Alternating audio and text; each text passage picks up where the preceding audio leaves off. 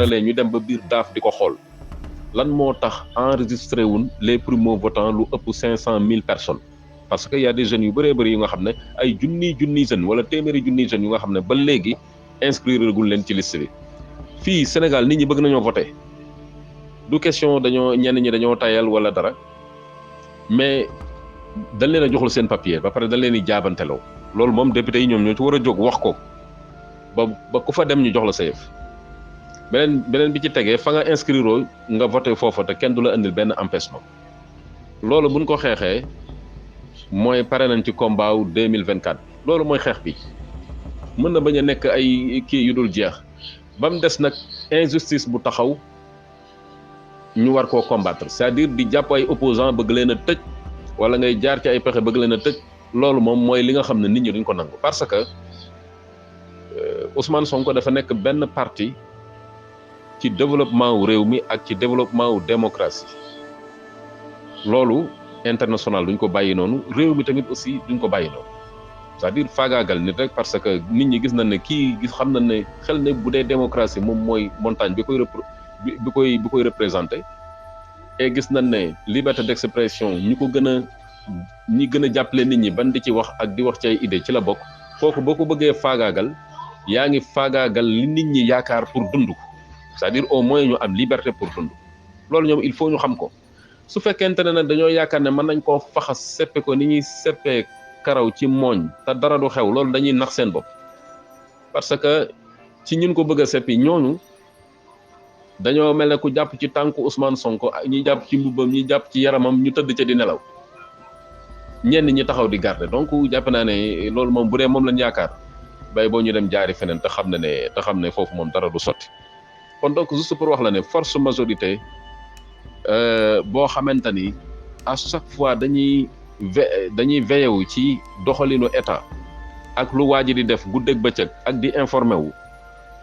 ñooñu pour nga mën a xeex ak ñoom dafay jafe lool te dama koy rappeler tout le temps Macky Sall narul woon a def benn élection daa jàppoon dañoo tas yaakaar maanaam yaakaaram dafa tas waaye moom waroon na xam ne yaakaaram dina tas parce que ñi muy gouverner nekkuñu ay nit ñuy nelaw ñun nekkatuñ temps wu PS boo xam ne da ngay jëli benn Abdou Diouf bu nga xamante ne tardé na Sénégal bu yàgg ba beneen génération juddu nga xam ne xamuñu sax kuy Abdou Diouf mu di la conseil ngay jaar ci lim lay wax ngir bëgg a fàttaliku jamono yu socialiste di jël ay kees ak ay fonds di ko lekk noonu comme ça nit ñi bañ laa faaleeti non loolu jeex na mën ngaa nax nit ñi ci kaw di lekk seen alal ak yu mel noonu mais mënatoo leen nax ci date ak ci durée bi nga xamante ne moom nga fi def beneen bi ci tege mooy le fait que mooy moom laa wax sànq le fait que muy xalaat ne war na mën a éliminer Sonko te ñenn ñi te jàppe ne xëy na am na ñenn ci ñoo xamante ne jikkoy PDS ju njëkk ja da leen a jàpp ba léegi mooy buñ éliminer Sonko éliminer Barthélemy bàyyi ki nga xamante ne moom moo di Khalifa Sall ba léegi loolu dina tax Karim am porte de rentrée Karim ci boppam la sénégalais yi bëggul a gis boo bëggee wax dëgg rek majorité sénégalaise bi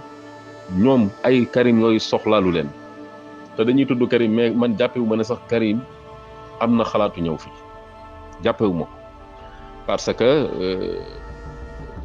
ki nga xam ne xëy na peut-être moom la waroon a jëflanteel temps bi jeex na koo xam ne jàpp nga ko tëj ko lu yàgg def ko benn bëy bu nga xam ne bëyu sacrifice la pour di ci waxaale ay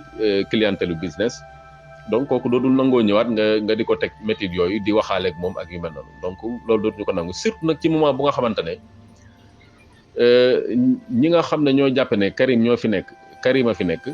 ñoom dañoo nekk ci biir jardin wu Yewwi Askan Wi maanaam Yewwi Askan Wi ci misaal rek biir Touba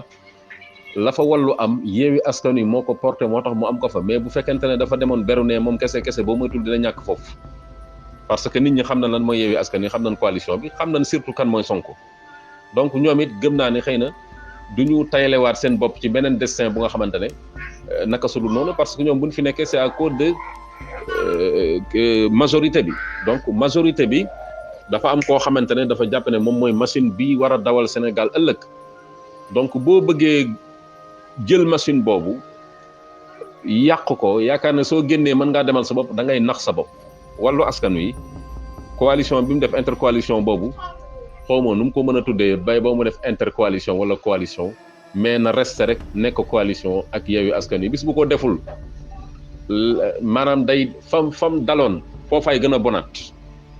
judd gi ñuy wax naan wàllu gi judduwaat na ko wala PDS yëpp li ko waral du dara lu dul ànd bi mu ànd ak Yewwi Askan Wi bis boo xamante ne pare naa ànd ak moom ñoom sax ñoo la ko gën a xam parce que PDS mënuñoo ànd PDS kenn mënul supporter kenn PDS dañoo demoon ba nga xamante ne kenn mënul supporter sa morom buñ dajee sax biir permanence kenn ku nekk du nangoo déglu sa morom donc Abdoulaye Wade defoon na fa benn politique bu nga xamante ni politique gu gaa da nga war di wax sa sañ-sañ ak di wax li nga yëg ak yu mel noonu mais dañoo dem a dem ba loolu wàllee ko ci ñi nga xam ne xamuñu dara waruñoo sax wax mais duñ may sax kenn wax su ko defee tiraillement baag xëccoo baag séddaleem xaalis baag tel ñu dem ba nga xam ne kenn mënul supporter kenn sa morom kenn mënatul supporter sa morom donc juste pour wax la ni ñoom buñ leen bàyyeeg ñoom kese duñ dajaloo duñ am njiit duñ am dara ñoom Abdoulaye Wade donc moo fi mën a nekk mën leen a mën na nekk seen symbole mais bu dul Abdoulaye Wade amuñu dara luñ mën a def waaw donc juste pour wax la ne gis nga coalition bi di Yewwi majorité Sénégal dafa xew comme ni ko Babacar Touré dafa xew mooy coalition bi nga xam ne actuellement nii moom dong lu ëpp ci sénégalais yi moom la ñuy suivre moom la ñuy topp kon moom moo yor majorité bi te majorité boobu moom mooy machine bi nga xamante ne actuellement nii ci la moo représenté démocratie réew mi Macky Sall nag leen rek moo ko desee mooy fi mu toll nii mi ngi jéem a analyser catastrophe bi nga xamante ne moo ko mën a dab ci kaw xalaat bi muy xalaat def beneen troisième mandat parce que troisième mandat bi ni mu safe woon safeetu ko parce que nit ñi dañoo dem ba xam ne waa ji xam nañ fan lañ koy xaar te xam nañ lan lañ koy xeexee donc buñ ko bàyyi woon mu dem troisième mandat du ci génn te boobaa lay gën a metti parce que soo daanoo doo mën a dawee noonu soo daanoo da ngay rester ci réew mi waaw soo daanoo doo mën a dem fenn da ngay rester ci réew mi donc te su boobaa la coono bi gën a bëri beneen bi ci tegee ak diggante jéem a xool naka lay faagaagalee Sonko ba mu ca génnee xeexu arme booba la xam ne ñàkk na ba mu jéemee xalaat ne mën na koo seppi te du am benn difficulté tel xaw ma ban juge a koy atte de ban juge mooy nangoo tay la carrière am ci xale yi pour atte ko ban juge tamit aussi moom mooy nangu di porter combat boobu ci koo xamante ne 1 an mu dem bàyyi la te dootu la xam lépp lu lay dal moom yoonam nekku ca xaw ma ban juge moo koy nangul loolu li ma gëm kay sax contraire bi mooy am juge yi ci boppam ñoom ñooy jéem a sax xool naka la ñuy bindee seen écriture yi gën a rafet ci biir histoire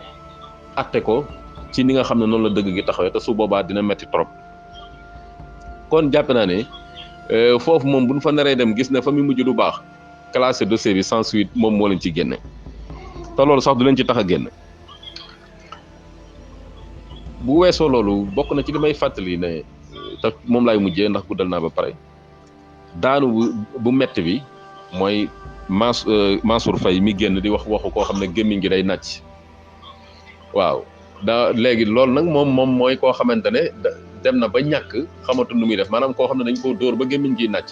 mu taxaw naan wala deuxième mandat dafay am kenn tontu loolu dégg moom laa lay wax maanaam deuxième mandat nam safe woon safeetu ko parce que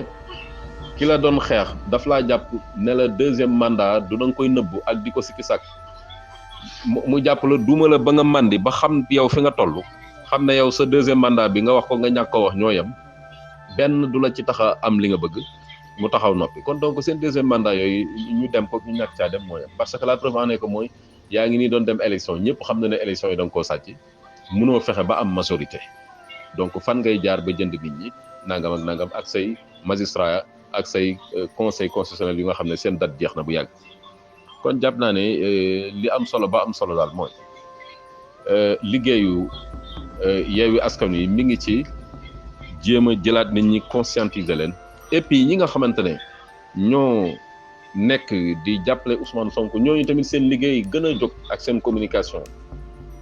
parce que Ousmane Sonko actuellement nii dafa yéeg ba ci kaw wane na ne gor dëgg la wane na ne xeexal démocratie tax na koy jóg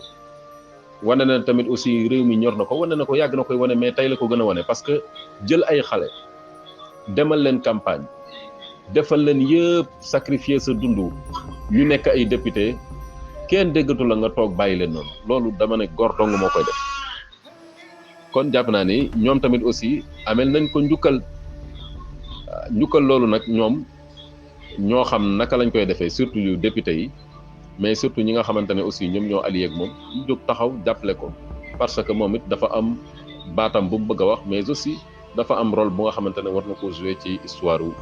li nga xamante ne moo di yorinu réew mi